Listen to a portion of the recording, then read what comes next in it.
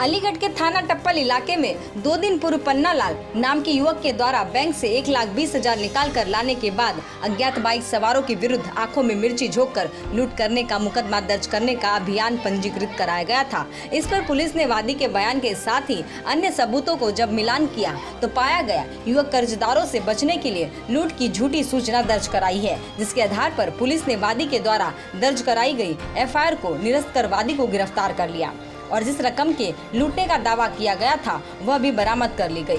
वादी की पत्नी के द्वारा बताया गया पति के द्वारा 2 दिन पूर्व खराब मिर्ची खरीदी गई थी जिसको वापस करने के लिए भेजा था। इसी दरमियान उसकी दुर्घटना हो गई और मनगढ़ंत कहानी तैयार कर कर्जदारों से बचने के लिए लूट की कहानी तैयार कर ली। ये हमारे टप्पल थाना क्षेत्र में जट्टारी चौकी पड़ती है।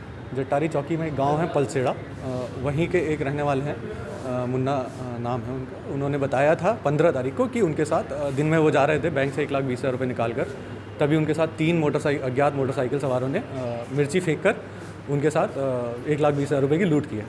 उसी पर हम लोगों ने तत्काल अभियोग पंजीकृत किया था और उस पर जाँच शुरू करी थी। जांच में ये निकल के आया उनके लोकेशन से कि वो 12 बजे करीब पैसे निकाले थे और उनका जो घर जहाँ वो लूट बताए थे वो 10 मिनट की दूरी पर था और वो लूट की घटना बताए थे 2:30 बजे। तो हम लोगों को वहीं पर संदिग्ध लगा, हमने इसके आगे छानबीन करी तो इसमें ये सच्चाई निकल के आई है कि वो पैसे उन्होंने कहीं जाके रख दिए थे और फिर उनकी पत्नी द्वारा ये बताया गया था कि जो है ये मिर्ची जो है बाज़ार से कल तुम लाए थे, ये अच्छी क्वालिटी की नहीं है, इसको बदल के लाओ। तो वो साइकिल से वापस जा रहे थे तब उनकी एक मोटरसाइकिल से एक्सीडेंट हो गया था। वहीं उनकी मिर्ची उनके ऊपर गिर गई थी और उनके चोट भी लग गई थी। उसी पर उन्होंने मनगढ़ंत कहानी बनाई कि मेरे साथ 1,20,000 रुपये की लूट हो गई। ये उन्होंने इसलिए किया क्योंकि उनको जो है उनके ऊपर काफ़ी कर्ज था, वो चाहते थे कि उनके कर्जदारों द्वारा उनका पैसा जो है वो ना देना पड़े, इसलिए मनगढ़ंत कहानी बना लेता हूँ।